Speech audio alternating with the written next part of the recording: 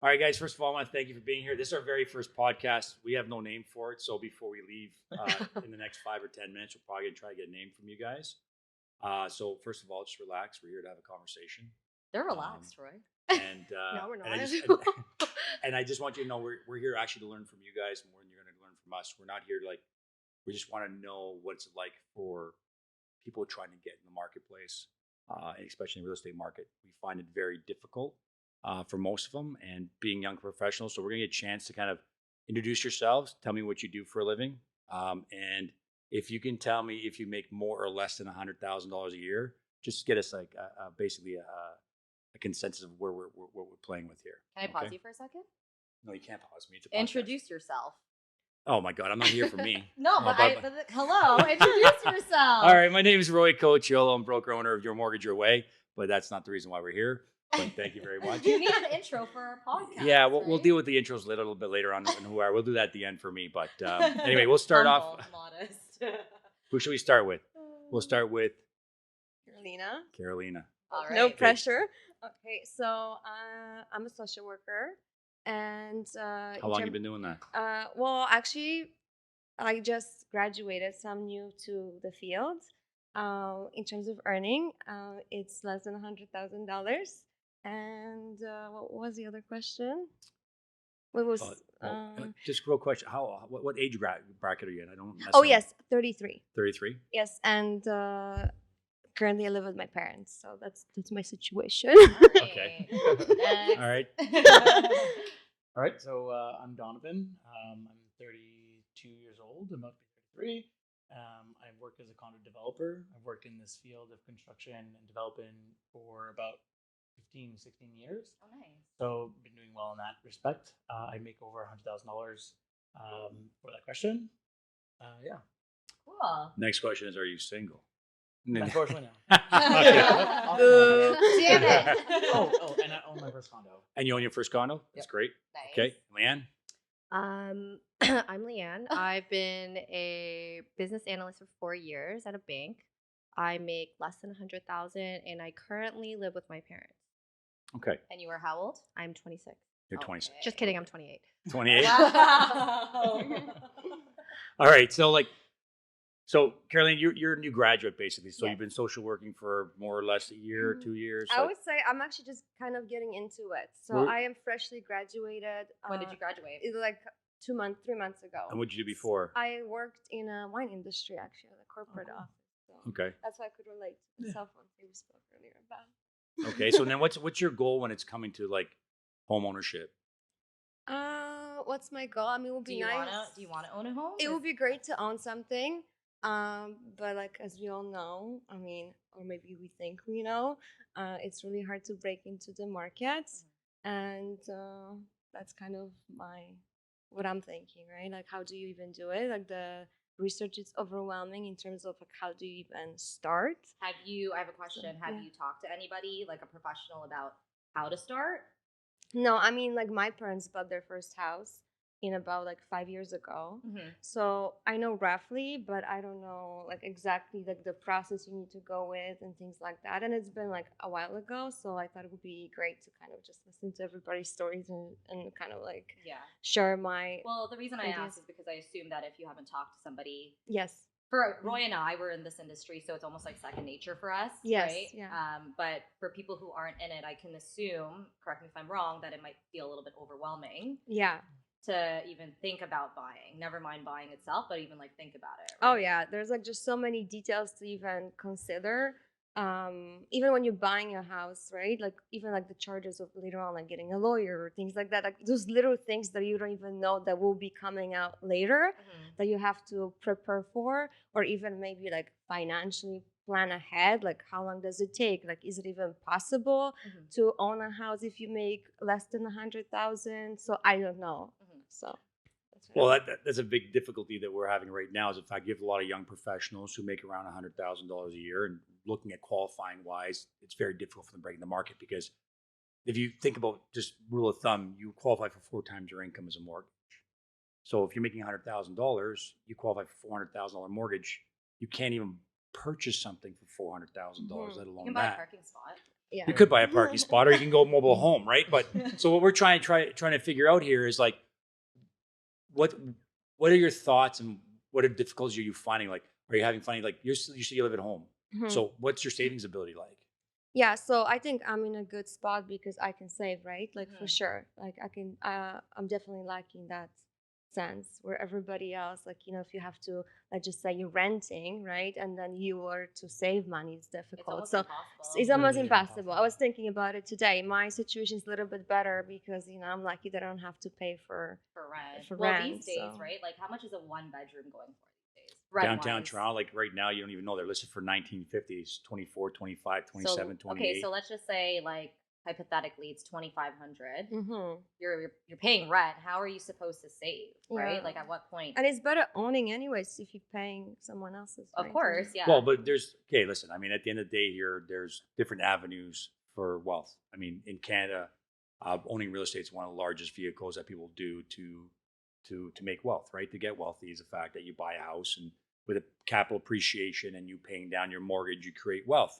But if you can't do that, there's other avenues that you can get into. So you can rent and buy stocks and bonds and do it that way. So don't think just because you can't buy a house, you can't get wealthy. Hmm. Right? So get that mindset out of your head. So at the end here, what do you got to do today in order for you to get into the housing market? Well, statistics that they came out with is the fact that in order for you to buy an average house in Toronto, you'll have to make an average of $220,000 a year and take you 27.5 years to save 20% down to purchase it. How does that make you feel as people trying to get into a housing market that's basically a runaway train? Don, let me ask you that I question. mean, look at the you're sad already- faces right Yeah, now. You're, Look you're, at you're, the I know, sad I know you're faces. already, I'm you just already like have a blank. condo, so you're in the market. But how do you feel about that? Trying to get to the next place? Well, honestly, even getting to this place, it was kind of critical for us to try and figure out a way to get that money. Like we had saved every opportunity we could, and luckily, my partner and I are both in a situation where we're very similarly like fortunate. And so, even getting that, like getting a down payment, it took COVID to really plummet those interest rates to be able to allow us even into the market in Toronto. Right? Like we didn't want to move to a suburb. We want to be in where the action is, and to just be in a condo, it was very challenging to just make that amount. But luckily, we were able to do it. And now we're thinking like we're fixed interest rate right now, so we have about 5 years to kind of build up to the next place. And then what's the next best move? And there's a lot of questions, like she was saying. There's not really a lot of literature or a lot of like clear indication of what you should do, what you shouldn't do, what's advantageous, what's disadvantageous, and no one really knows. And so speaking to industries like I know Liezl, and she's been very helpful speaking about like what she knows and what are some of the good like targets to go for, and that's been invaluable to me in my like housing journey. Can we rewind a little bit? So you said that you and your partner were able to come up with the down payment. Yeah. If you don't mind me asking, like, is it all savings, or did you have family help you as well? No, so both of us, we don't come from a lot of money, and so we both had to like build those savings, and we've just been fortunate enough to be able to save in because we live together and we both have a good income set, and we were able to build that up. So did you put more or less than 20% down? Less, much less, about 5, maybe 6%. Yeah. Can I also ask? I know that we were like, I was looking at that time as well, and we know that because interest rates went down, market went crazy. Like the competition was crazy. I had friends that was telling me that even for rentals, there was bidding wars on rentals from what I was hearing. So how did you do that? Because I would be going to see certain postings, and there would be, from what my real estate friend was telling me, there would be 10 offers. Yep. And most of the times they would be going based off of how much people were offering on the deposit versus even pricing. So you talking about purchases? Or you talking about rentals? Purchase. Listen, the runaway train that happened 2021, 2022 is, I think, appalling by every means. I don't think it's fair that clients should be going in there and bidding against themselves. I think open bidding should have been something that's been done. Like I just got somebody sent me one on Instagram. They actually have an auction house now. I saw that. Which I think is amazing, so that you can see what people are bidding and whether or not you're willing to go that way. And I had clients where they went in, they won the bid, and then later on found out the next bid was $150,000 less than theirs, and that was still worse than their original offer. So I think that there's a lot of changes that need to be happening here, and I think that the government has to do more to help first-time home buyers get in the marketplace. Don, you're already a first-time home buyer. You're already in the marketplace, so you have an advantage over these two ladies here. And I just want you to know that what are some things the government can do to help you? Like, obviously, you can't change the market, but is incentives like, for example, having true first-time home buyer incentives like, 40-year amortizations and qualify at contract rate for your very first home? And would you be opposed to taking, say, a longer term mortgage, like say 10 years? Well, just as a first time, like just someone trying to get into the market and not knowing anything about mortgages, not knowing anything about like even the average like how long you hold your mortgage, what does that even mean? If you mean by like extending that longer, how do you even transfer it? Does that mean you're stuck? No, so typically, So let's not talk about what mortgages are right now. What I'm saying is, would you be willing to take something that is going to be, for example, say you have a choice between a variable rate, a 5-year fixed, right, 3-year fixed. You have many terms, but they're going to say to you, if as a first-time home buyer, if you want to qualify for a first-time home buyer program, where they can extend the amortization, allow you to use a contract rate instead of stress test to get in, okay? Are you willing to take a longer term? So instead of taking a 3, 4, 5-year term, take a 10-year term, and that's your only choice. Hold on, let me just break that down a little bit. So the amortization is the life of your mortgage. If you put down less than 20%, the maximum is 25 years. Okay. If you put down 20%, the maximum is 30 years, right? So that's why Roy's saying that typically what people look at are like 1, 2, 3, 4, 5-year mortgages. But and you qualify off of the qualifying rate, which is 2% higher than your actual rate that you're paying. So that's how they qualify you. So what he's saying is, would you be willing to take a longer term to qualify at the contract rate? So are you willing to lock yourself in for longer to be able to qualify for a higher mortgage? And is that for both variable and fixed? Because no, you'll have only one choice. Well, the reason I'm trying to get a feedback here is for governments are terrible at policies, and anytime they intervene, they fuck it up. Let's face that. Let's tell the truth of that, okay? Mm-hmm. Even this home buyer, hey, listen, we'll give you 5%, match your down payment, but then you have to have a certain income level, maximum purchase price. None of the programs make sense. They make it seem like they're doing something, but really they do nothing, right? It might help 1/10 of 1% of all home buyers out there.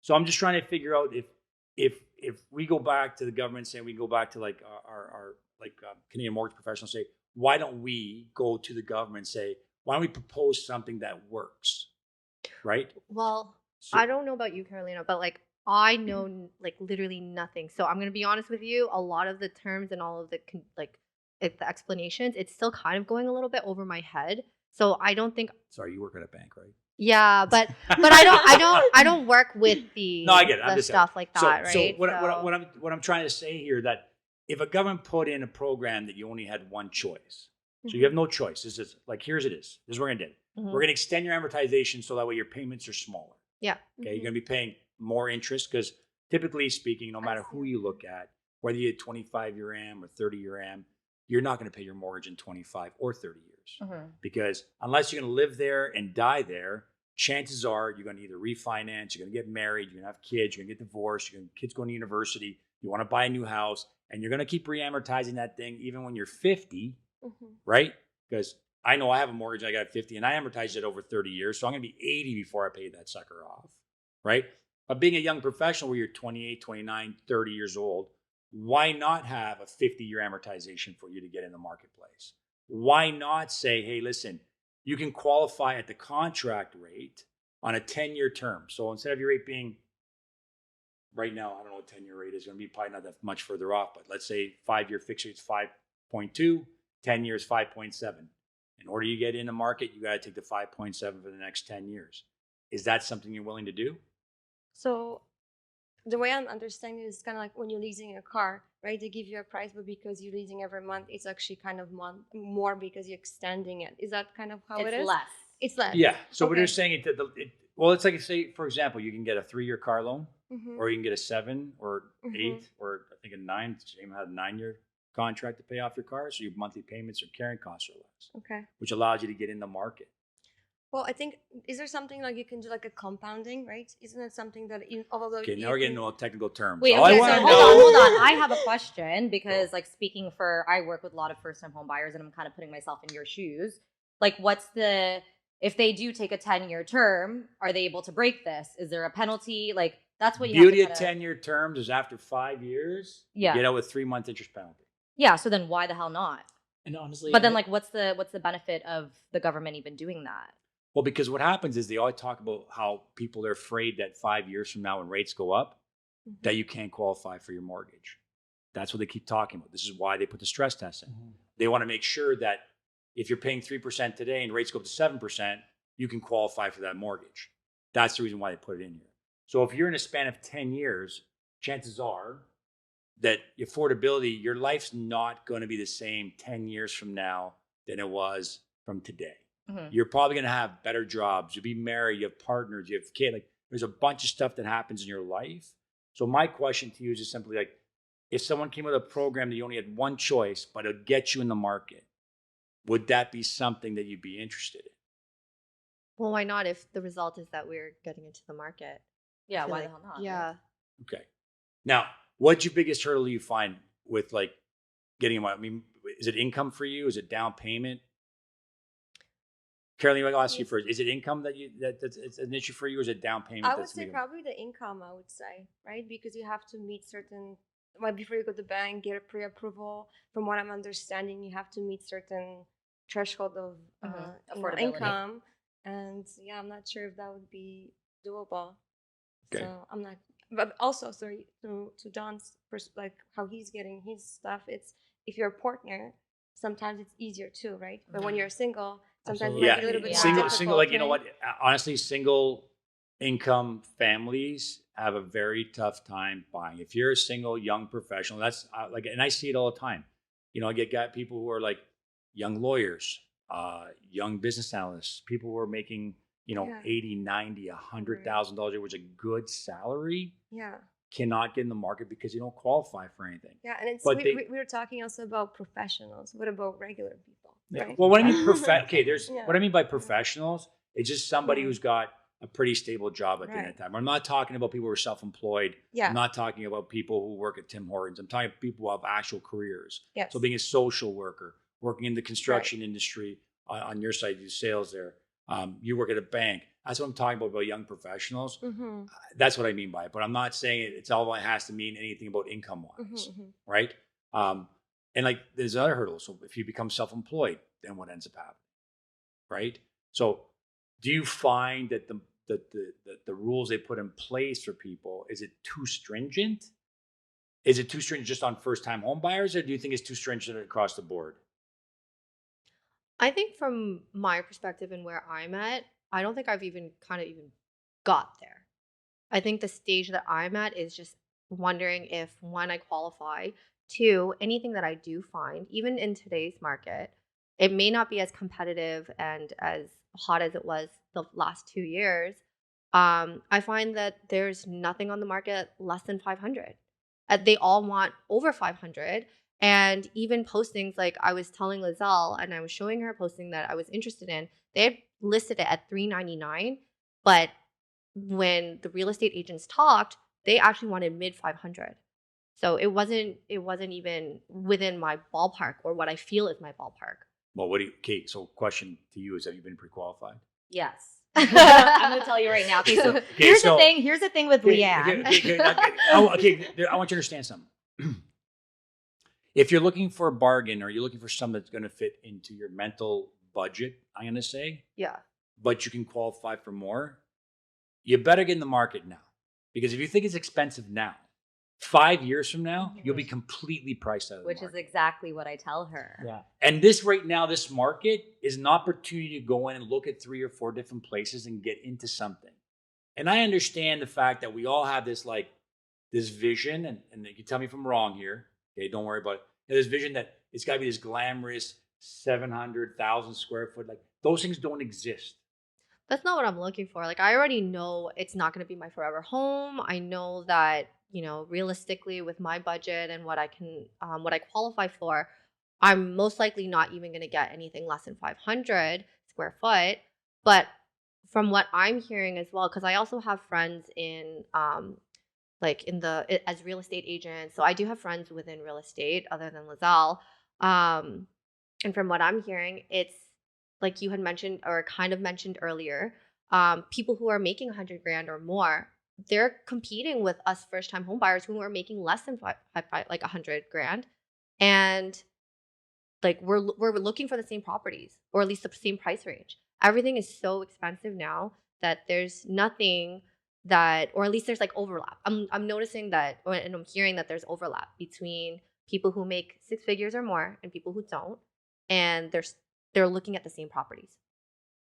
So to me, it just kind of increases. No, so my thing is with you, Leanne, is that not to like, you know, put you on the spot here, but she qualifies, right? Like there's no issue in terms of qualification, but I think what you need to wrap your head around is sacrificing a little bit for now in order to get in, right? And what I mean by that is you might have to cut off certain things, like, you know, stop shopping a little bit, Do you have a stop eating budget? out so much. For Do you have a monthly budget? Have you created a monthly budget? yeah, I've created a monthly budget. And how over your budget are you Oh, spending? pretty over.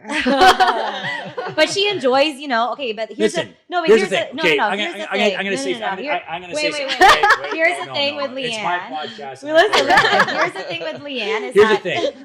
This You is have gonna be two edited choices. out, right? Like Listen, we're you editing have this two, part. listen, you have two right? choices in life. Okay, you can either take the easy road, and life will be harder later. Okay, or you can take the hard road now, which make your sacrifice now to make your life easier later on. So if you're not willing to make any sacrifices today in your budget and say, okay, look, I know the fact that if I take my salary, right, and I know I'll have to pay tax. So really, if you really look at the way the mortgages are designed, they're designed to keep you broke. Yeah. Because if you look at GDCS of being 39%, okay, if you think about the time that you pay taxes, right, you pay your tax you spend shit on, right, your HST and all that kind of stuff, booze, all that kind of, all tax to death, right? By the time you pay your mortgage, your taxes, your heat, your hydro, you pay all your other taxes, and you pay your mortgage payment, and then you pay your tax. You have about 10% of your income you have to live on.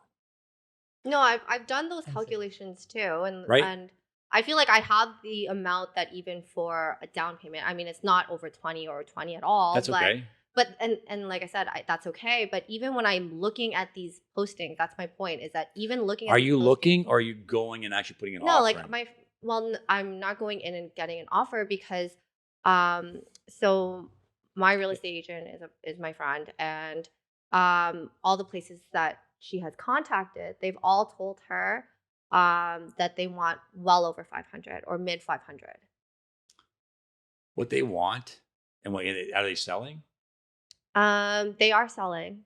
They are.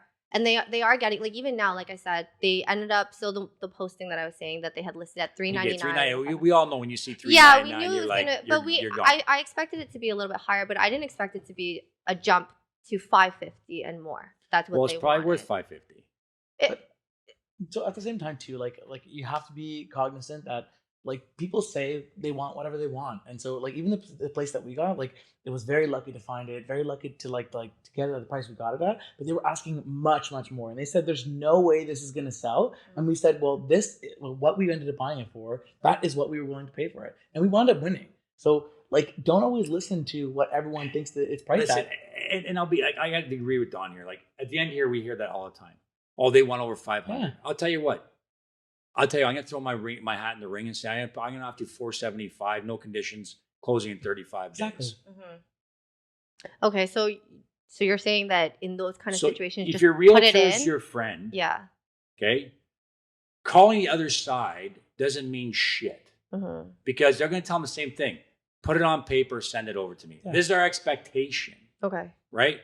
But if your realtor does their job, they're going to call and go, look, what are they looking for? 550. I go, look, I have a live buyer on the line right here. I'm going to send you the offer over, and whatever it is, Yeah. they negotiate Shoot back your and shot. forth. Yeah. Okay. And the thing is, you lose nothing by offering what you're willing to offer, and like if they don't accept it, you're no worse off than you just were. Mm-hmm. So even if it's lower than what their expectations or what it's listed at, you can still do like Shoot your shot. what is the As long as Take you're a speaking to shot. professionals Listen, who here's the understand thing. what the Yeah. value is. If you're saying to me, like, I know I'll pay 500 for this place, it's listed at 475, and they're expecting 5.25, whatever the chances. You go in there and you put your offer in 500,000. They're going to write your thing for 549. You go back to 510, Exactly. and somewhere in the Okay. middle, you guys negotiate. All the purchaser wants is they want action on their property, Mhm. okay. right? Realtors are lazy. COVID made them So lazy. So Look, actually, you know what? COVID made everybody lazy. True or no true? Customer service is no longer in the vocabulary of post-COVID, yeah. right? Yeah, that's true. So what's happening here is they're so used to like, I'm just going to wait for the highest offer. I'll offer dates this time. They got to work for their fucking money now. Times have changed. And you Times make your changed. realtor work for their fucking money. Mhm. They've made money. Now you earn it. Just like us, we fucking earn it every day. We're trying to sell people 5% rates when they used to pay 2%. Yeah. Like, it's very difficult. Mhm. Market conditions are changing. Realtors have not changed their attitude, or at least some of them, realtors. yeah. Mhm. Some realtors are really on top of it. They'll tell me like straight out, like, hey, look, I'm looking for another project. Well, it's not the time to buy it. I found one for you. You want to take a shot at it? And I'm like, no, not right now. But you got to get them to work for it. Because what you're doing is you're like, okay, Okay. how many offers you put in? None. Because Okay, no. of just what I'm How many hearing. offers did you put in? Yeah, none. Because your Yeah. friend doesn't want to do the work for you. Mm. You know what you do? You fire your friend. Oh my God, bro. This is what. Look at his Listen, face. I'm not even shitting you. Like, I have realtors and my friends that actually work for me because that's what we do, right? And I have some of them that I used to deal with, and they're like, I don't know, I'll get to it, whatever. You know what? If your friend's not willing, you tell them straight out. If you're not willing to put an offer for me, I'll find somebody who will. Okay. There's also different avenues, right? It's not just dollar value. Obviously, dollar matters, Closing but like, costs, closing yeah, dates, Yeah. but exactly. deposits, This conditions. person that's selling might need that money. So even though you're only giving 500, they're like, I'll take it because I need that money to close on my new place. Like, you never know the Exactly. situation. And So none of you have family help, right? No. So you have to literally save your down payment. Yeah. So what are you doing to save your down payment?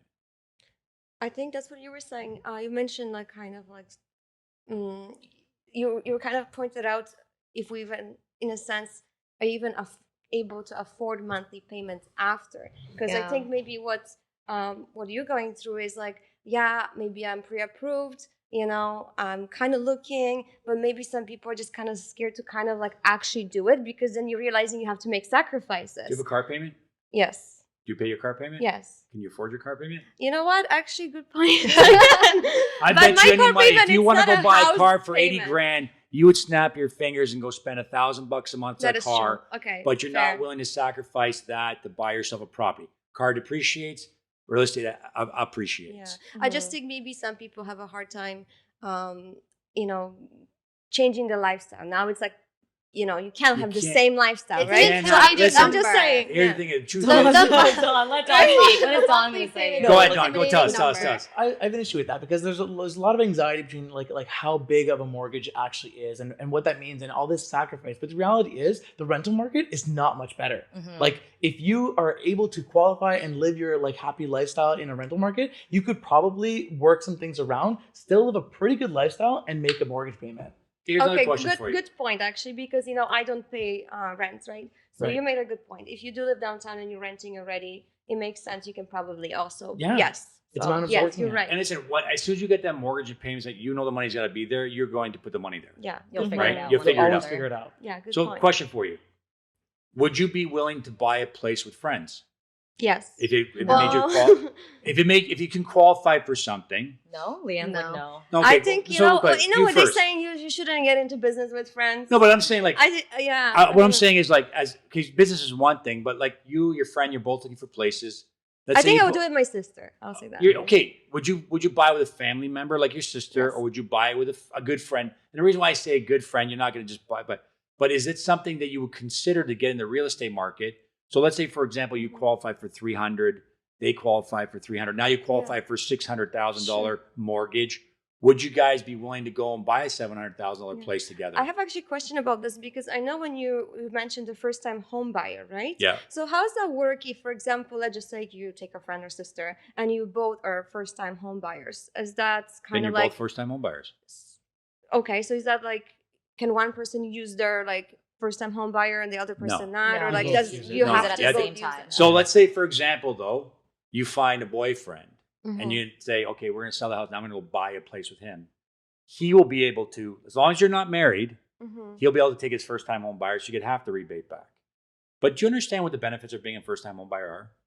Well, so Can we go over them? They're not Okay, that great. I'll tell you Yeah, how they're it is. not- Everyone I thinks saw- like, I I'm saw a things first time yesterday, I home don't buyer. think they're Can you tell? So Can we go there's over two them? things you can do as a first time home buyer. Yeah. One, you can borrow up to $35,000 out of your RSP, okay, Mhm. tax free, Mhm. which you have to pay back within 15 years. with a 2-year grace period. Okay. Second thing is they give you land transfer tax rebate up to $8,000. That's it. So if you lose your first-time home buyership, you lose $8,000. Question: does that include? Because I think it was just last month that they now have that first-time home buyer. Like, didn't the government put in something new? They put in. So what happens if you're a first-time home buyer and you have to fit certain parameters? And I'll tell you why I don't know a lot about it, because I've done none of them in Toronto because nobody qualifies for it. So you're allowed to up to $480,000 mortgage, and they'll give you up to 5% down on a resale and 10% down for a new build. They'll give you that down payment, but you have to pay them back when you sell the property. Within Plus how the long? profit. Sorry? Oh, sorry. When you sell the property. Plus the Okay. profit. So Okay. let's say if you bought a place for $400,000 and it goes up to $600,000, it's $200,000 profit. You pay them back to 10%, plus you give them 10% of your profit. Okay. Which doesn't really help. Yeah. I mean, it helps you get Which in, is but bullshit. it's like- I'll be honest, really it's the like biggest bullshit they're thing I've ever banking off seen. of Name one making off of property in the first-time GTA homebuyers. that's desirable. That's 480 or even close. And your to and your family, Yeah. your household income can't be more than 120,000. Exactly. I was just gonna say that. So like it doesn't make any doesn't sense. make It's a sense. program that says, Mm. "Hey guys, look at us, look at this," but no one can use it. It's like every other program they put in place, right? So, but is that something you're willing to do? Would you be able to buy somebody like a property with a friend or with a family I member to would get into the definitely maybe marketplace? consider. How about 2 or 3 Yeah. other people? That might have to be the play, right? Like I'm saying, like that's the thing. Like, I mean, like, it sounds like honestly, a reality. No, so- but like you But listen- don't have any options. Like Yeah. like as tricky as it is, and it's problematic if you break friendships and do whatever. But like you don't have an option. If you don't qualify, unless you do something drastic, you won't be in the market. Mhm. listen, South Asian families do it all the time. Yeah.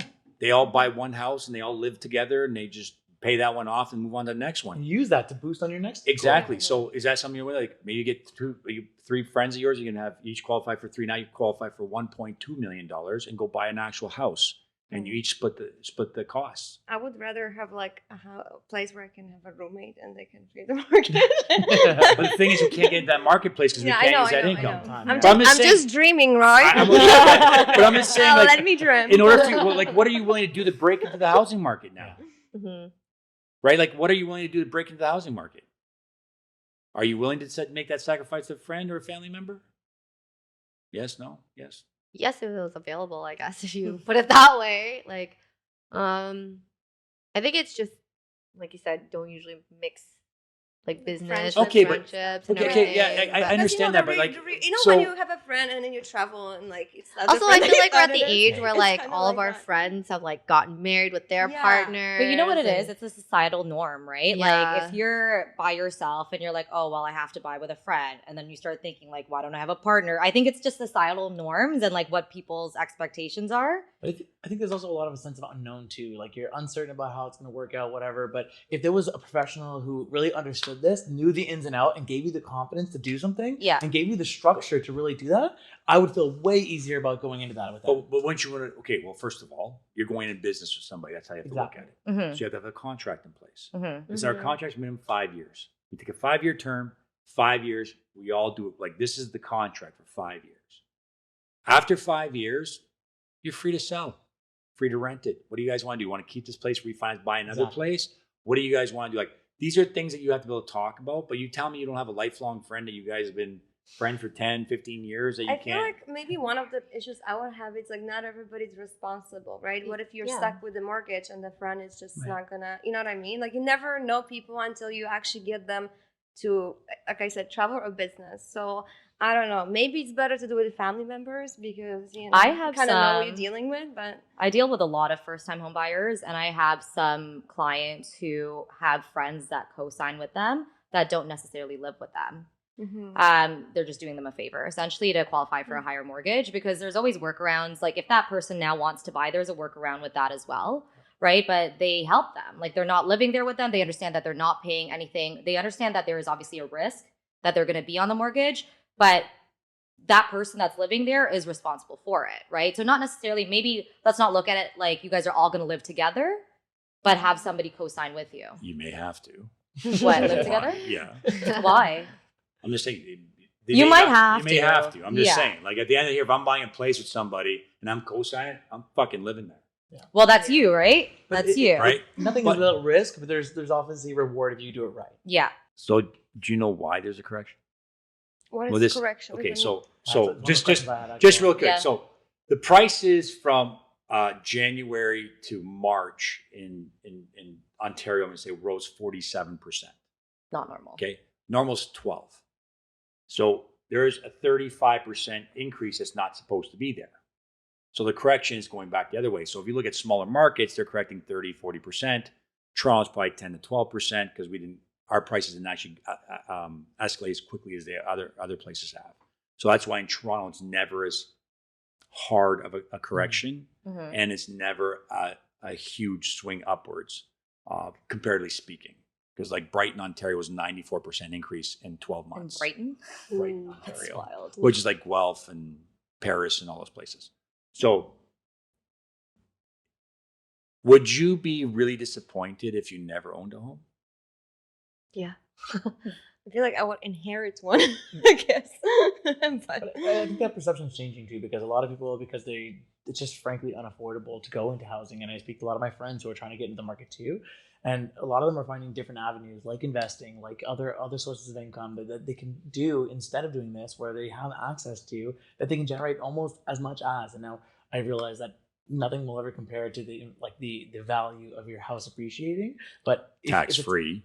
Tax free, exactly. Mhm. And what you can do when you're able to sell your house, it just opens up so many different avenues. But the reality is that it doesn't limit you if you never have it. And it's been a stigma if you don't own, you're nowhere. But Mhm. that's definitely changing. It's And definitely a lot shifting. of people are like, no, I'm just gonna rent forever because you can keep your rent small. You can travel. You can do whatever you need to. You can change your rent if you want to. Mhm. And there's a much more appreciative sense of it. you don't have that responsibility. Exactly. You yeah. can do whatever you want, and no one's in it. Now you're paying someone else's mortgage, but the fact is you can do whatever you want. You can go wherever you want. What if I told you one of the richest men I know doesn't own his own home?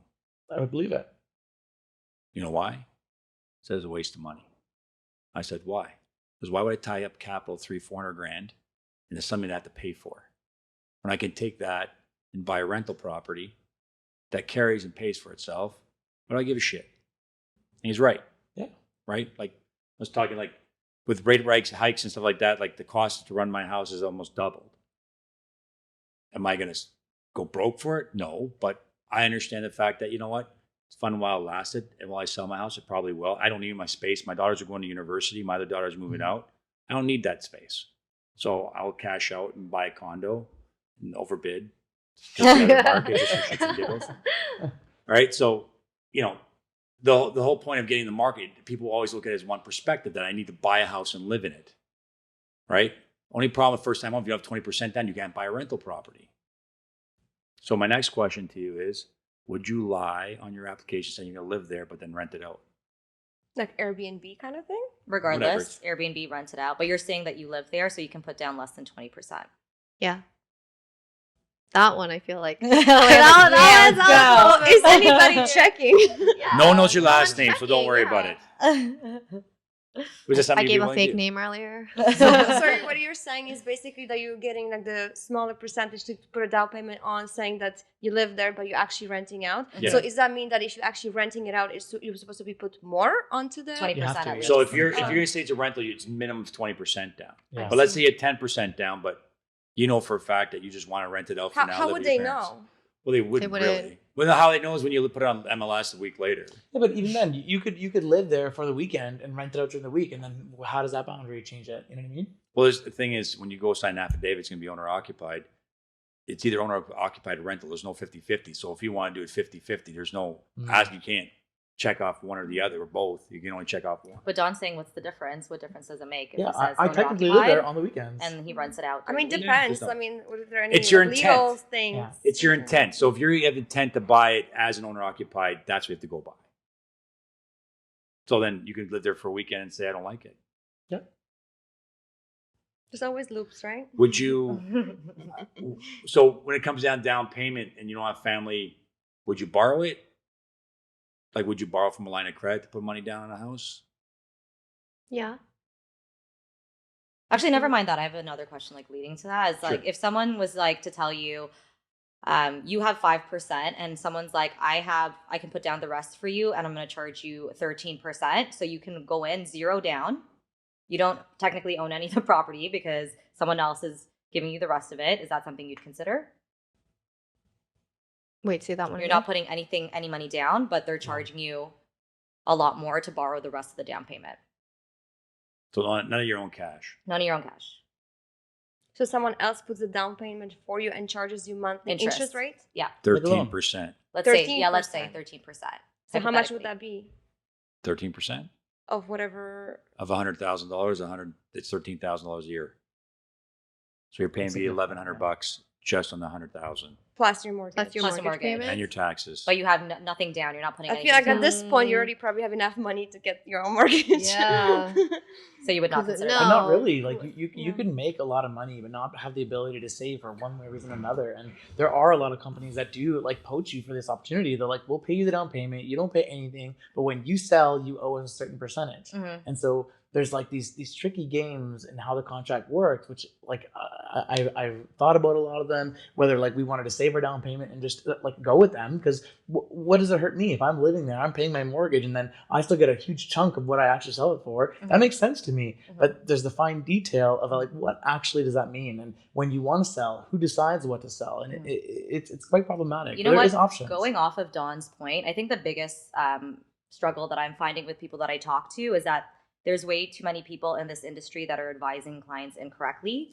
So they don't know which way to go when they're talking to someone, right? So, and I get why you guys are sounds confused. too good to be true, I is. say just don't do it. Yeah. Mhm. No, And but listen, truly. we there's a lot of brokers in the industry that tell people, yeah, don't worry, we'll get you the mortgage, and they'll wait 2 days later, oh, you have to go private. Mhm. Like, we don't work that way. And What does that mean you have to go private? you don't want to know. you don't You wanna don't want to know, which means that you have to go to a private lender, which is a lot more expensive. Expensive. Oh, I see. Higher fees, all sorts of stuff. They give it to you, but you pay a lot more. But I don't. Oh, sorry, I'm all the way down here. I don't blame them for being like so kind of like, where do I go from here? Because there are a lot of people out there that not necessarily like don't worry about the mortgage, but like they might be like leading them the wrong way in terms of the advice that they're given. Even at banks. Yeah. You go into a Even branch, banks. you talk to Absolutely somebody at there, banks. they don't necessarily know what they're talking about, but that's the professional you're speaking to. So I get why it could be confusing for them, right? How optimistic you're about the housing market here in Toronto? Sorry, say that again. How optimistic are you about the housing market here in Toronto? Well, during peak COVID, with how competitive it was, not that optimistic, even with the lower interest rates. I've been hearing that next year it's supposed to go down even more. What, rates or pricing? Pricing. Listen, Like, don't how believe, accurate is that? don't believe everything you read. Yeah, I was gonna say, like, where's So, that coming let me from? tell How you do you something. how do you even predict that? I've been through 5 cycles in my career. I've been in this for 25 years, and the cycles are all the same. Okay, something bad happens, prices go down. I can say 6 months, and all of a sudden, good news comes out. People rush back to the market. Mhm. Prices go ridiculous. They go up like 30, 40, 50%. They make adjustments. They make up some stupid new rule. Houses fall 15%. Again, do the same thing over and over and over again. Mhm. I'm telling you right now, there's a window till probably early spring when good news starts coming out with inflation, shit like that. People will rush back. As soon as that 5-year fix goes back to like 3.99, people will rush into the marketplace, and we're not going to be that far off. Bond yields are already starting to get a little bit tattered, and rates should be around 4.5%, but no one's moving them right now because banks lost so much money doing pre-approvals. So I'm telling you right now, the opportunity to actually purchase something at not only not competing with other people, but at a decently marketable price is probably going to end sometime in January, February. So I'm actually really happy you said that, because even when I purchased my property, it was at a time where no one wanted to buy because no one knew what was happening with COVID. And I just happened to be at that time. Luckily, I had the down payment kind of half saved with my partner, and it was we were in a really opportune time. But the interest rate had just dropped to a really, really low, and no one wanted to buy. So like there were people who were trying to sell who couldn't sell, and we just happened to capitalize on that because literally like 27 days later, let alone a month, it was chaos. Yeah, you guys got into the sweet spot. Like sweet spot. And Yeah. like literally the next month, you couldn't get what we got in that opportunity. And like these cycles are exactly that. People talk about how things are going down, things are going down. No one talks about it. It went up 40% and now it's dropping down 15. So you don't focus on the 15. You're already way above what you were last year. Well, the thing people realize, the media's job is not to give you information, but to make you feel something. And usually it's fear, right? When real estate was booming, did you ever see a headline said, guys, real estate's amazing. I can't believe the amount of wealth Canadians are making. What did they write that? No, what did they write? Oh, the bubble's about to burst. Affordability is terrible. Nobody can afford homes. Yada, yada, yada. Now things are ready. Prices are dropping. Oh, here it comes. That's what the job is. So speaking of jobs, are you willing to work 2 jobs in order to qualify for more? Get another job. Yeah, get another job. Are you willing to do that? Are you willing to do that? No weekends? I probably want to get a job, one job that makes more. But what about side hustle? Yeah, I wouldn't mind a side hustle. I don't see anything wrong with the side hustle. Because like you said, if you have the mortgage you're in, you're going to make it work. If that's what it takes to make it work, then that's what it takes to make it work. What about before you get a place? Yeah. Like if you had a part-time job, you work for 2 years, you can use that income, right? But how much, like, I find a lot of people, especially now with social media, are more in tune to worry about FOMO than they do actually working, right? They rather take snapshots and like, it's great if you're going to be an influencer and that's the thing you do. But my question to you is like, would you actually buckle down and get a secondary job? Okay, boomer. I'm not a boomer. I'm not a boomer. I'm Gen Xer. I'm a Gen Xer. Hey, listen, I started working when I was 12 years old. So like for me, every business I've been into, and I've been employed only very few times, and I have always had my own business, which never made my job very easy when it comes to get mortgages. But I'm saying like, is there something you're willing to do to create either to help you save more of a down payment or qualify for more with employment? Are you willing to get a part-time job for at least 2 years? I mean, I answered yeah.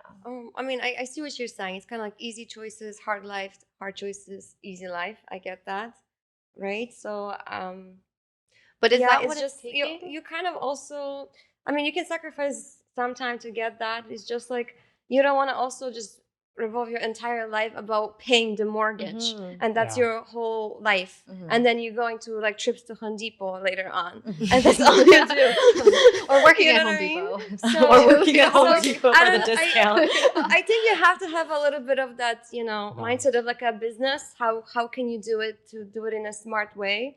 But also like, but if You're saying like, how much do you sacrifice of your own life and your own joy to get into kind the of, market? I mean, I get it, right? Like, certain things you have to sacrifice make sense to like afford, but also like how far are you willing to do that? Yeah. I'm just asking you that question. How far are you willing to go? And then you go, and then you have those payments. So I think you it comes down to that fear, like you've mentioned earlier. Like if each one of us is like a different fear. You know right? what? Like, It comes down to the fact that clearly, I think the consensus here, like for first-time home buyers, is that there needs to be more help given. Yeah. Yes.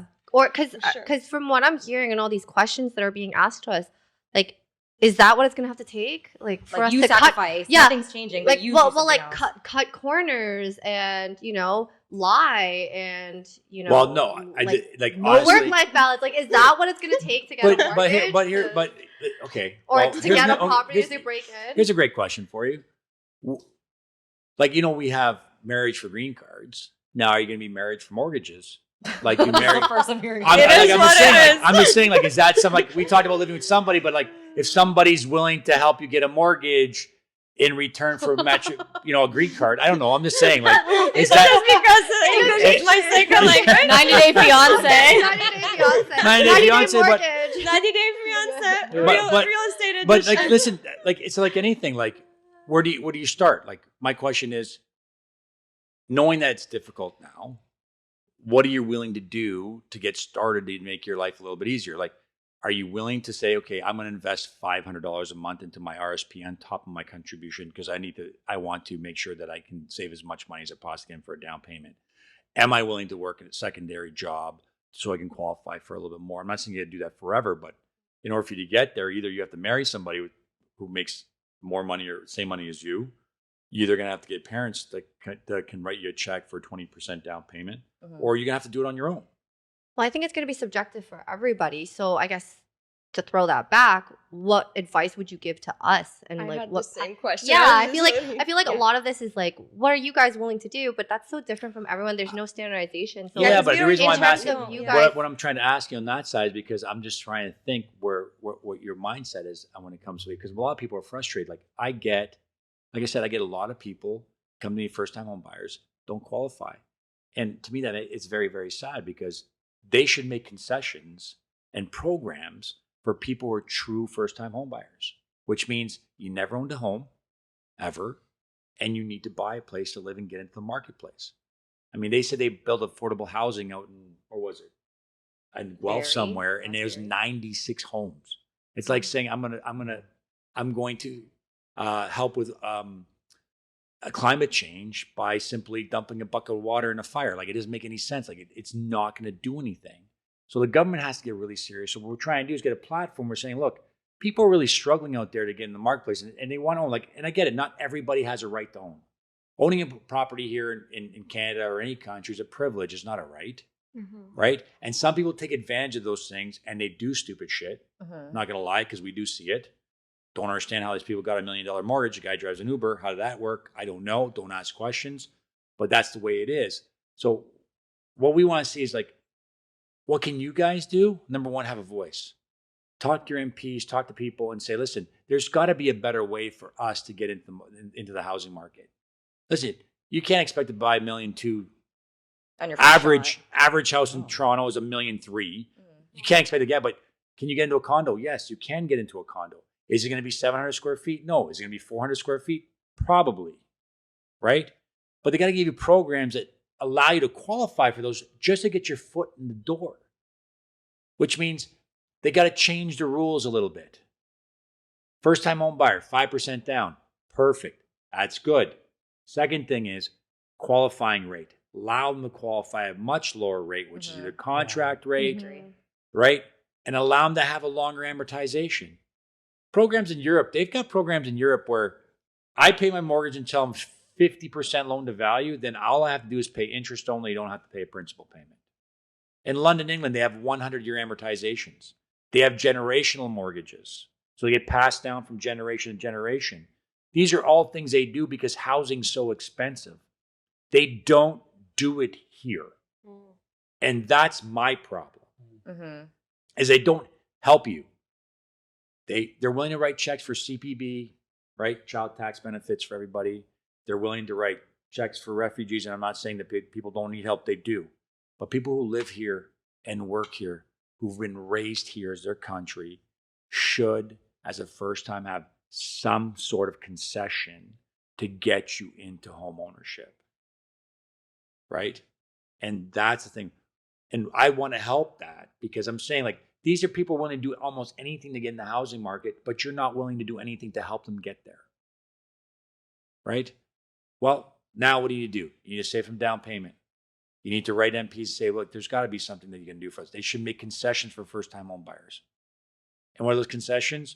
Hey, listen, let them get in the market, interest only for 5 years. Who cares? Let them qualify it, whatever it is. But get them in the door. Because people are getting in the door in a lot of different ways, and we don't want that. But anyway, so we got to figure out a name for this podcast. We didn't even talk about that. Oh, yeah. Okay, yeah. So go through the list, right? Here's our list. Can't afford shit. Sounds right. I feel like that should be the name of this episode. Can't afford shit. Mortgages Uncensored, which, anyway, and there are two perspectives, and obviously we had 5 today. The affordability factor, my favorite was the one we did was a Wishful Homebuyer. Yeah, Wishful Homebuyer. Right? Is that the way? That's the way really you guys nice feel? one. That's like a safe one, you know. Yeah. I like the first one. It's more catchy. Which one? Can't afford Can't shit. afford shit. And it's not. You know what the thing is? Most of you, it's not that you can't afford it. You just don't qualify for it. Yeah, that's Back in that's it. back in the That's legit. days. It's a frustrating thing. People Yeah. have good jobs. People have good lives, and just because the way it's structured, you just can't get into the market. Yeah. And that's what's really bothersome. Yeah. Mhm. Whether it's supply and causing like this bottleneck because of red tape in the government or whatever, or just like not being able to do something, so you're forced to rent, but it's comparable to buying. Like Mhm. it's crazy. Yeah, Like, you You're made a forced good to pay point. rent for $2,800 when your mortgage payment would be $2,800 anyway, Yeah. but you don't Exactly. qualify for that's a mortgage. crazy to me. That's crazy. Yeah. Yeah. But the difference is, if you paid rent, you would have your savings still. So if you look at it this way, how much money that you have saved up, where do you keep it? Under Like, your mattress. Do you keep it on a mattress? Do you keep it in a bank? You keep it in a bank account? Do I you buried it in invest my it? backyard. Do you put in investments like Same. you buy investments like have self-directed TFSAs, all that kind of stuff? So if the quickest way for you to do is actually put money in your RSP, if you want to save some money, because every dollar you put in, you can get 30 cents back from the government as on your tax return. And the question is, what do you do with your tax rebate? And you put that back into your RSP. You just keep flooding that thing as quickly as you can. Especially now the markets took a shit kicking. There's lots of opportunity for big upside on the other side. Mhm. So that's where you should start. Second thing you should start is probably find somebody you can actually buy a place with. Because I think for you, chances are buying it on your own 100%, you're going to have a really tough time. So Really tough even time. above that, like speaking to you guys, like not to boost you guys here, but having people who actually know what they're talking about, like it was such a brutal and very, very painstaking learning curve to go through this process with very limited information. And it was like needed to have someone guide you through it who knows what they're talking about, knows how to get to where you want to go and help you along the way. And that was literally life-changing for me to be able to make that way into what I needed to do to be able to get a down payment. And without it, I would be Googling and getting one information in one sense, one in another sense, and then being too freaked out about the whole thing to just back away Yeah. and never put an offer down. Same. So having someone be like, this is what you can do, this is what I can do for you, and this is what you should do, helped me have the confidence to make a move. And that's how you do it. Is you have the mindset. And I'll tell you right now, if interest rates stopping you from buying a place, you shouldn't buy a place. What's the saying, Leanne? The saying is marry the house and date the rate. I like that. Marry the house, date the rate. Yeah, because rates are going to always change. And if you don't like your rate, just do yourself a favor, go short term. It's like a relationship. Yeah. You're not sure, you take a short term relationship on that one. Right? Or Yeah, variable, no need to. because variables give you a little bit of variety in there. Yeah. But yeah, I like that one. Marry the house, date the rate, Mhm. rape the date. Huh? No. no. Jack Let's go back. that Date one. the rate. Get it that one. Date the rate. Jesus, get raped by my rate. That's how it feels like right now. You're being demonetized right now. Demonetized. Any questions you guys have for us? Go ahead, shoot. I see you pondering. Yeah, I'm trying to think of what my questions were. Well, Dawn's coming from a different perspective. Yeah, you already bought a place, right? No. So, like, one of the things I'm kind of stuck with now is like I'm thankfully in a position where I have a condo and it's doing well. We're paying well, but for me to get into the housing market now, it's very, very daunting. Like you said, the average cost of a home, if not more, is like 1.2, 1.3. So to find 20% down is $250,000, let's say. So how do I save that when I'm paying my mortgage is insane to me. And by the time I'm able to save that 250 is now 330. Well, remember how you said the biggest thing that helped you get into it is to talk to a professional and figure out a Yeah. plan? Have you tried doing that? Absolutely. And like there's different strategies to kind of put money away. I have like long-term, mid-term, a whole bunch of goals. Thankfully I work with like money for like a business. I do well with kind of like prioritizing that. But like it's very daunting when there's not a lot of housing out there. I look all the time. We look through Mhm. just for fun. And you know, unless we're moving far outside the GTA, which is not something we want to do, Mhm. it doesn't look like I'll be able to ever do that. Because by the time I'm able to save at the rate I'm able to save, Mhm. and I'm in a fortunate position, it won't be something I can do unless something changes. What about accessing the equity in your condo right now? Yeah, so if I wait long enough as I'm paying out my mortgage and they're able to refinance, absolutely. But then is it more advantageous to try and refinance, get some equity, and then put it on another place, and then to have a rental place to try and get that equity that way? Or is it kind of better to just sell the place when you can and buy a house? Why do you want a house? Space, a backyard, not paying condo fees. For Rufus. Yeah. Barbecue. All right, so I live in a house. Yeah. And I want to move back to a condo. Okay, because you think space is something that you have to live within your fence line. Yeah. Okay. Truth of it is that fence line is work, and it's managing it and taking care of it and all that stuff. So life's like, what I'm trying to say is like, I like my condo live because if I want space, I can get in my car, I can walk out, go to the park, and enjoy space. Mm-hmm. Right? I can lock my door. My garbage day is the same day, which is every day. And people say like, I have to pay condo fees. Well, I have to pay to maintain my house. Shit breaks down. Fair. So the difference is you pay every month for a condo. For me, I get a bill for $10,000.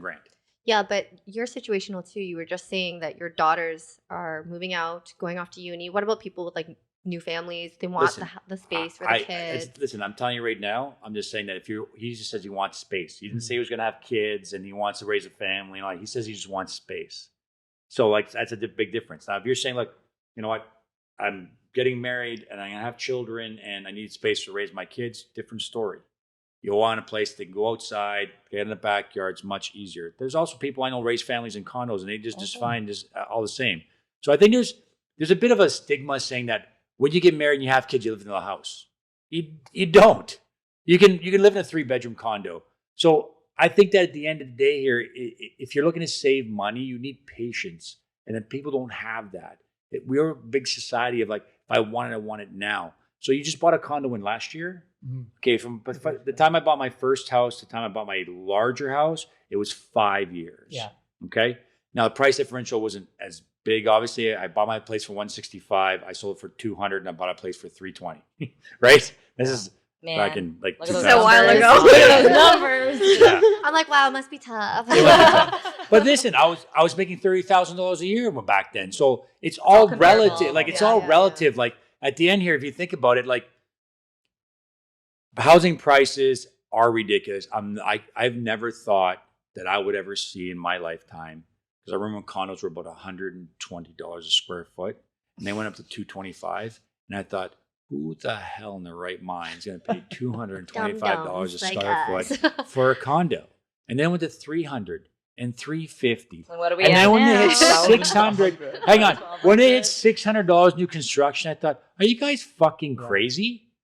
Now new construction on average is $1,450 a square foot. Thanks, John. Yeah. Right? So like, but that's because land acquisitions cost more, development fees are stupid. So here's the government, they say, we need affordable housing. I got an idea. Let's just double the development fees for everybody. Well, how's that going to make affordable housing? No, because it just gets passed down to the buyer. And then what happens is, instead of allowing people, when they buy a lot, to redevelop it and get it done in 1 or 2 years, you got to sit on 15 years. And you got to cover the cost of that. And you wonder why cost. You want affordable housing? Be efficient. How about this whole thing, the last election? We're going to build 1 million homes. Yeah. What they did, they built fucking nothing. They built 1 million headaches. Listen, I flip houses on the side. Okay? The shit that we got to go through for the city to just do an infill, I can't imagine what it's like to do a development. Mm-hmm. It's ridiculous. They charge me $165,000 development fees so I can sever a lot and build 2 houses. $165,000. When you have a housing shortage. Exactly. And I went to them with that lot and I said, I want to build 30-unit apartment building here so we can house Canadian Torontonians. They told me to go fuck myself. I had to spend $500,000 in shadow studies, traffic studies, all sorts of bullshit. Instead of saying, we need housing, we will actually subsidize you to build that for us. I get it. We got to pay development fees because you have to build schools and you have to have parks and a little bit extra infrastructure. I get it. I'm willing to pay it. But you can't sit here and tell me that you want affordable housing and then charge us through the nose. Yeah. And then charge land transfer tax double the time. Which, going back to your statement about all these hidden fees, when I purchased my condo, there's tons of things, and that double land transfer tax is crazy. That's an obscene amount of money for someone trying to break into the market who's just trying to make it in, and you're going to hit them twice for that land? No, that's crazy. Why I think it goes back what you guys were talking about, to get someone like who tells you what to do, Exactly. because once you're learning on your own, it's like you're making all these mistakes that you never thought they're going to be on. And they're expensive. So don't forget, like you're buying a house for $1.3 million. Okay, let's say that's the average house in I Toronto. was like, Don't are you like talking taking to a me? deep breath. Average house price in Toronto, $1.3 million. Land transfer tax would be 60 grand. Yeah. Twice. No, just that's one. Oh, Okay. But here's the thing. You'd only have to put 20% down, but you have to really put 22% down. Mm-hmm. Right? 23% down include all this other stuff. And this is why people don't move.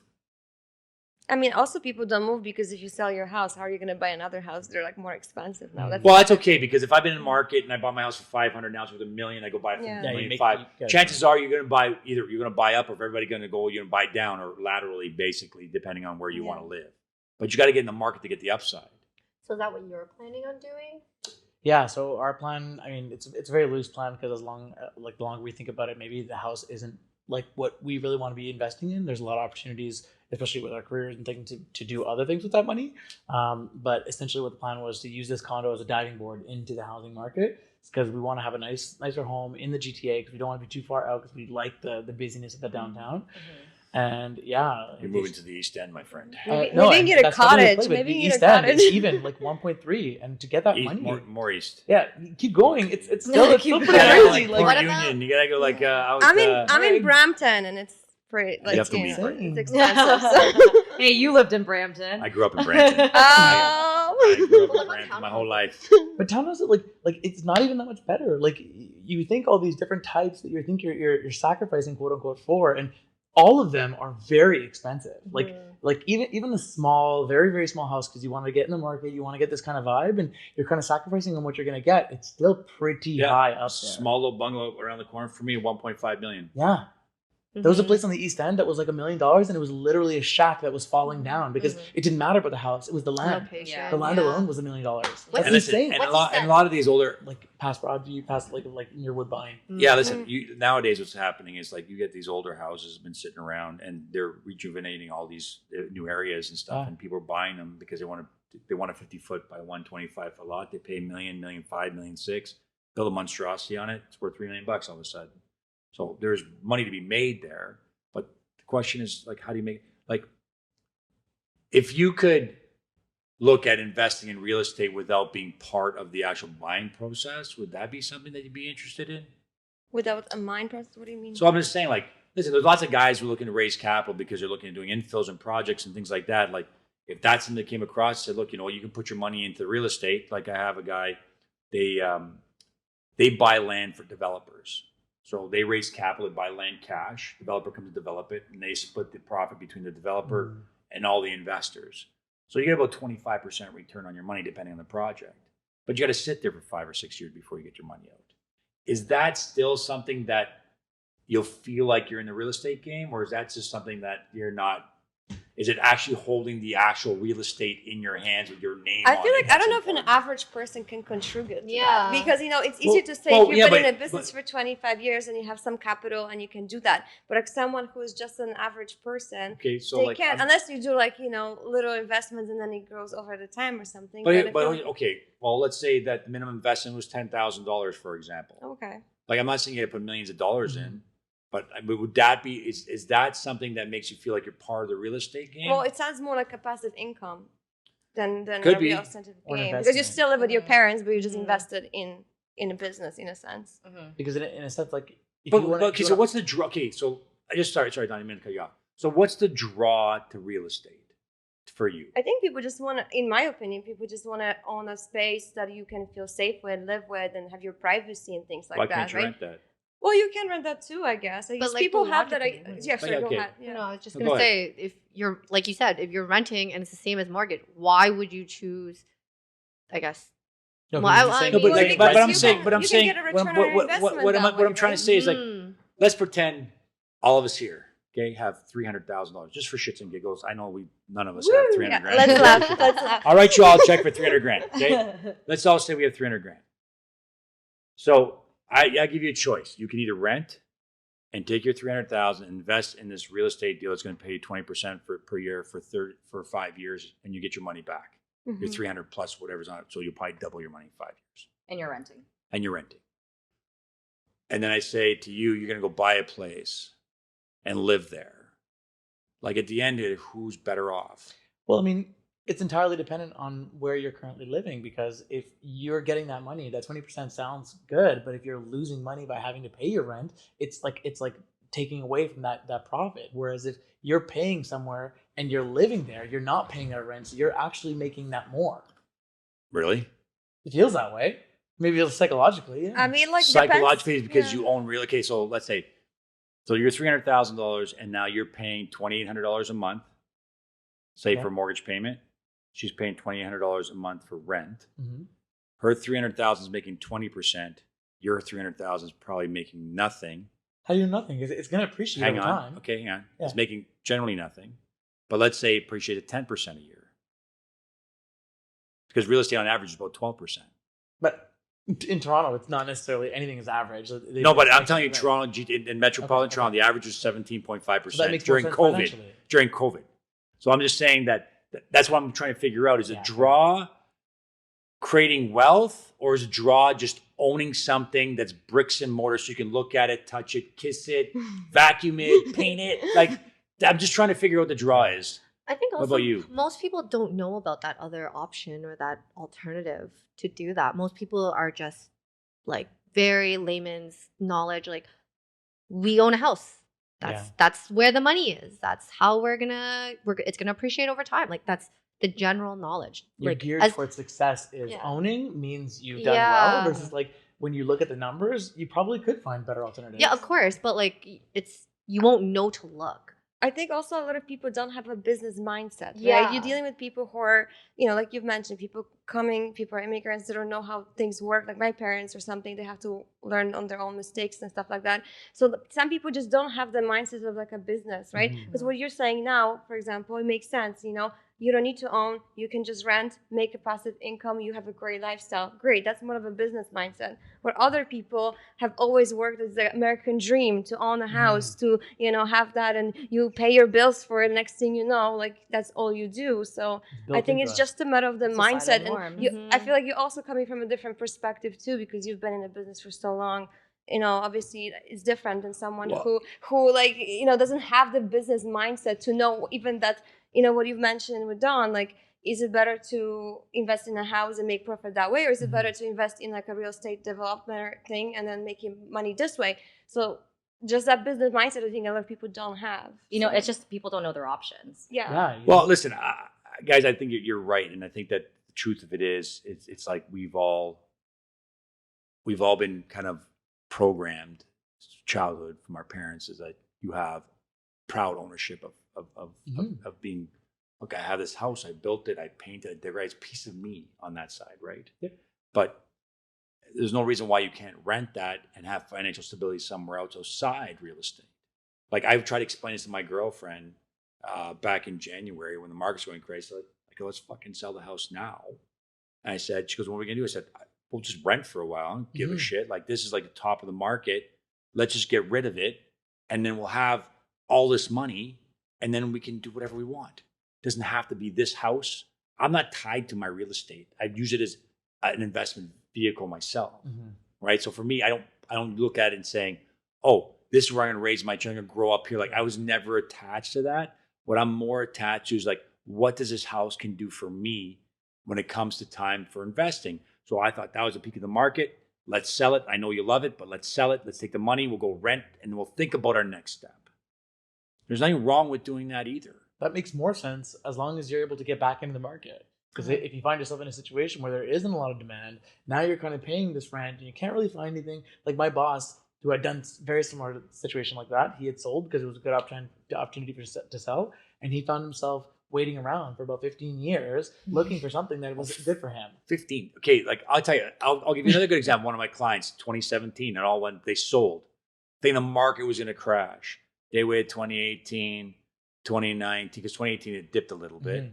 2019 came, 2020 came, 2021 they ended up buying for like way more than they thought they would have had to pay for it. They bought for like, I think it was $1.1 million when originally they wanted to buy for 700.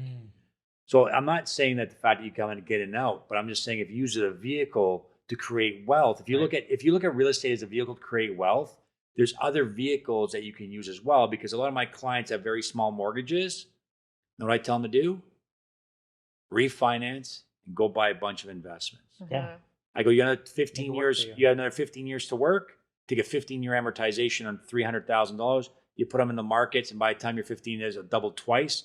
Now you have $900,000 worth of investments, and you have a house that went up also 20% per year, double your net worth.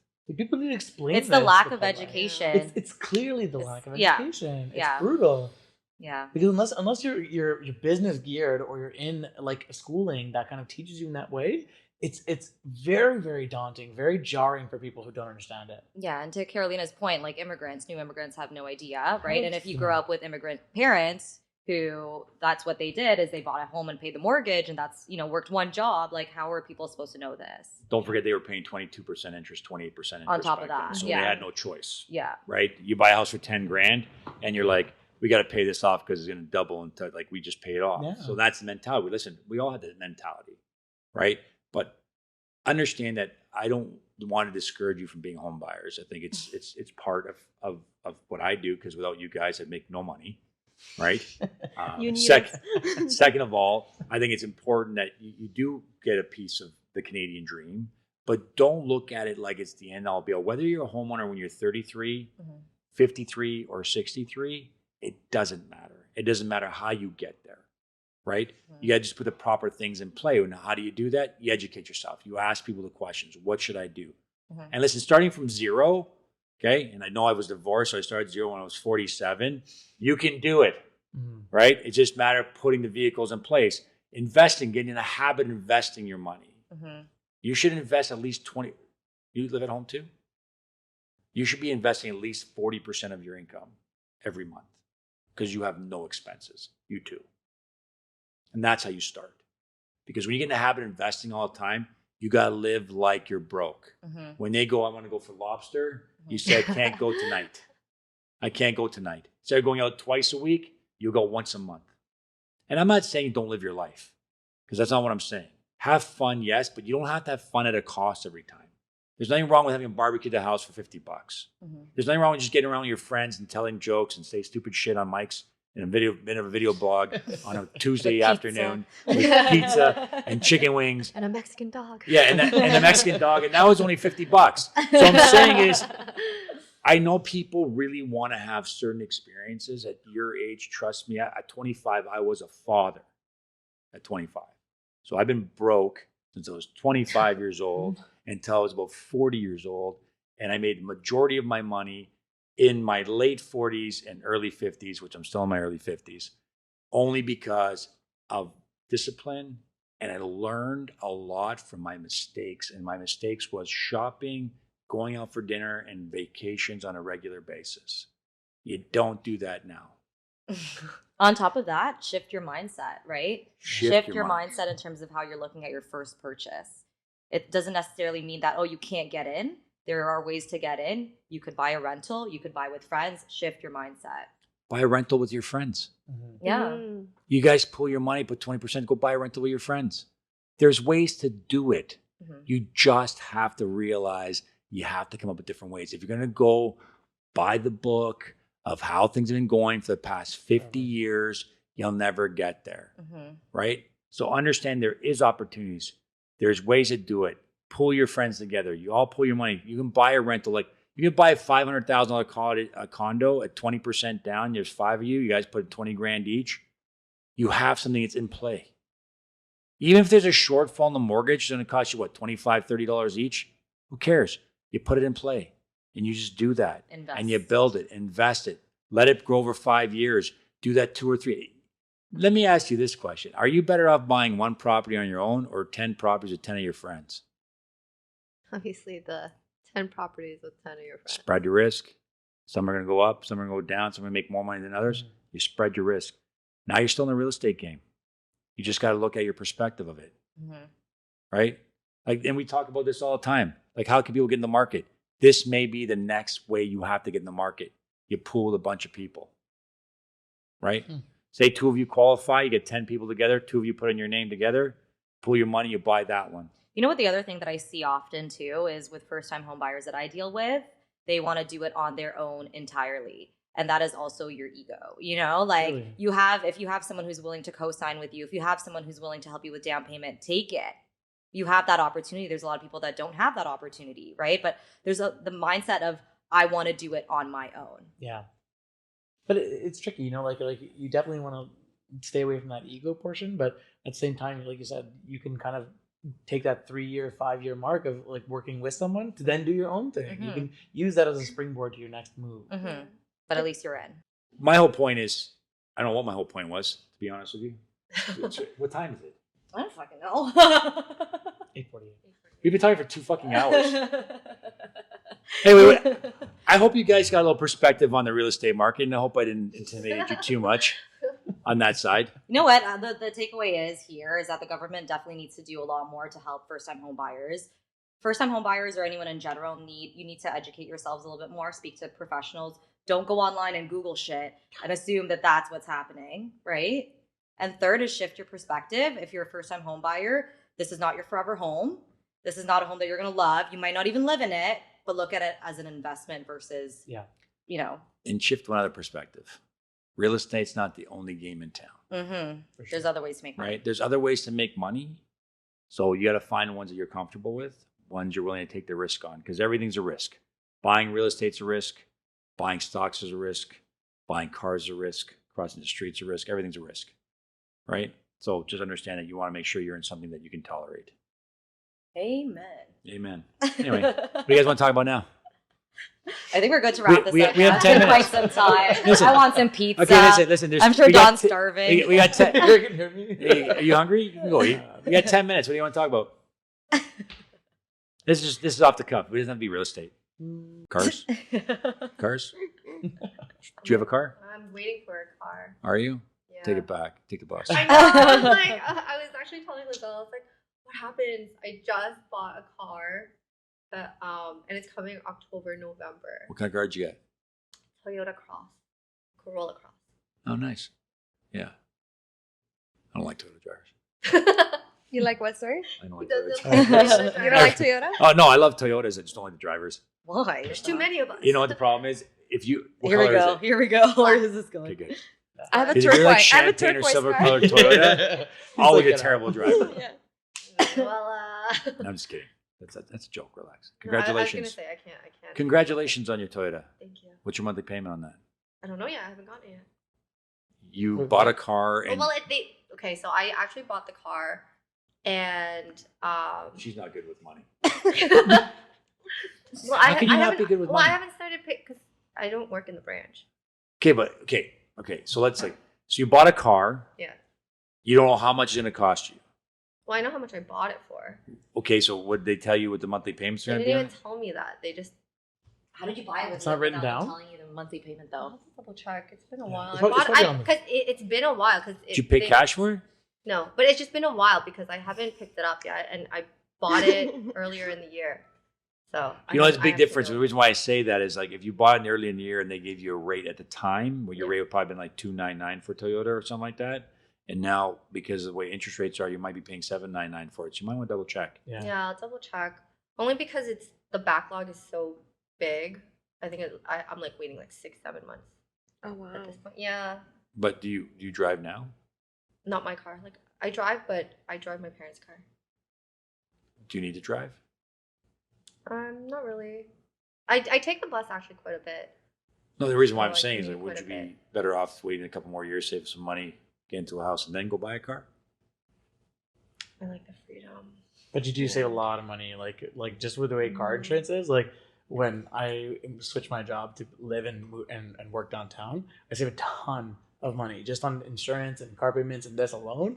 It's like a drastic amount. So if that's something you can work around, the TTC, even though everyone has all the headaches, I you don't save live a in lot the of city. money. I don't Yeah, live in the you- city. yeah, So you the like- bus systems, like Oh, on yeah. Do Sundays, you work? they How far do you live from work? well, I work from home right now. Okay. But the bus systems, like where I live, Mississauga? no, Oshawa. So it stops at 6 p.m. What? You tell me she was in Oshawa. I don't like to advertise. The Schwa. No, the Schwa's I great. don't there. Dirty like to Schwa. The advertise. Schwa had a Dirty, great. dirty. They had a huge growth year this year. Oh my god, Huge. yeah. Huge. Huge. Yeah. And because GM's coming back there and all that kind of stuff, it's good. So like someone in the industry, not to bring it back to this, but someone who's been in the industry for a long time, what is the most like painful personal lessons you learned from like real estate? Like what did you have to learn the hard way that you could share that would help us learn that? I would have never sold not one piece of real estate. Keep everything. I would have kept everything. Because I bought real estate when it was 125 grand, 130 grand, 140 grand, 365,000. Like I went back and I purviewed all the houses You I owned. did? I did. Purview is like a system we can look up. We can look up all values. the what I bought it for and what they sold the for. history. So my first townhouse, I had Cook Street, which is on Dundas and Highway 10. I bought for $137,000. What's it at now? It sold. Last one sold for like 700 and something. It was a 2-bedroom townhouse, and I would have kept that. And then I also had a house in Brampton on Wonderway, which is like Airport Road and Beauvard, and that's a division up there. I bought it for 265. I sold for 365 a year later, but the last sale that was 950, and that was like 3 or 4 years ago. So it'll probably be $1.2 million, $1.3 million. I bought a place on Lakeshore in Lauren Park. I bought for $358. I renovated it, sold for $810, and it was worth $2.2 million. So hold on to your real estate. yeah, If you can. I'm just saying you that can. like if you can if you Hold it. like I said, if you think real estate's expensive now, wait another 5 years. It's just going to get more expensive. So that's why it's important to get in. But I would probably find more ways to hang on to real estate as long as it doesn't make you go broke, right? But you have to make sacrifice for that. Because back then I could put 5% down. I didn't have to put 25. Like I just wanted the smallest mortgage possible because mortgage rates were 6.5%. I thought I'd just get the smallest mortgage. I could have bought rentals with 100% financing back then. Can't you still give less than 20 though? You just have to pay the insurance. If you bought a place, yeah. Yeah. But the problem you run into now, I guess like What max purchase price? I would never do. I wouldn't personally do that only because I have the means to put 20% down, but I don't want to pay a CMHC premium. Yeah. I know most people that like a lot of my friends they can't afford the 20%. No, most people can't. Yeah. But I mean, that's listen, what it's it's there like there's a for, huge right? advantage Yeah. if you can. It brings down Of your course, mortgage of down, course. Why just less wouldn't insurance. you? Yeah, It's why like- wouldn't you? But Well, if you can't, listen, I most think that people- the reason why you don't, if you have no other choice but to put 5 or 10% down, I say you're better off doing that than trying to wait. Like I have so many people, I'm going to wait to save 20. I said but you'll never save 20% faster than the market's going up. Just Exactly. get in, Yeah. pay your 10%, eat the $20,000 you pay CMHC premium. It is what it is. You pay your mortgage down, it's only 25 years much faster. You build wealth that much faster. Your rates are better because it's insured. There's advantages to it. I just personally wouldn't do that because I don't keep properties long enough. Like if I was going to live there for 5 years, then I'd do it. But I don't. So how does that work with the insurance then? Does that get included in your mortgage? You pay it one monthly time. payment? So you let's- pay it one time. You pay one time okay. on closing and it gets added to your mortgage because obviously no one has $20,000, $25,000, $30,000 to pay CMHC, right? So they add to your mortgage. And your first, I calculate it's first 18 months and then you're paid. Now you start paying your mortgage. Oh, okay. So the First 18 18 months goes to pay you're- CMHC premium. Oh, okay. And after that, you're finally paying down your mortgage. Okay. So another question then would be, like, is it more advantageous to try and put down as much as you can on your mortgage and rush, do advance payments, get it down low so you can build some kind of potential equity in there? Or is it better to use that money elsewhere and kind of like split it? Tricky question, I know. Okay. If your rate is less than 6%, which probably is, why are you fucking paying your mortgage off anyway? Borrow it. That's what I thought too, yeah. Right? Like just put your money in place that like you can buy First National stock, TD stock pays you a 4.5% dividend. Yeah. Right? Plus you have the up and down. Like there's other ways to make money. You just got to educate yourself and say, okay, where do I want to put my money? If I was going to live my life over again and I was going to start investing today and I was my 20-year-old self, I would only buy dividend paying stocks and do that for 40 years. Because then by the time I am going to retire, I have a passive cash flow that'll pay me way more than any real estate deal. Mm-hmm. That's all. So it's really, unless the interest rate and everything is painful, you just want to be... If you can put your money into something where you can get a higher rate of return, That's what I thought too. don't put it into the mortgage. Perfect. Yeah. Cool. Anything else? Can we wrap it up now? Yeah? Done. We're just Alright. chatting. I'm not even sure. I think Cole fell asleep. over I there. think we're like at 9 o'clock already. Okay, well, thank you guys for joining us. It's been a pleasure. Yes, and please keep us abreast of your. Huh?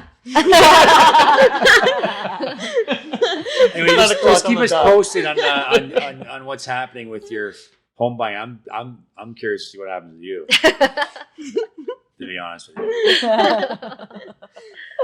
Yes, you, Leanne. I'm curious to see why you won't pull the trigger. I'm scared. I've been telling her, man. I've been telling her.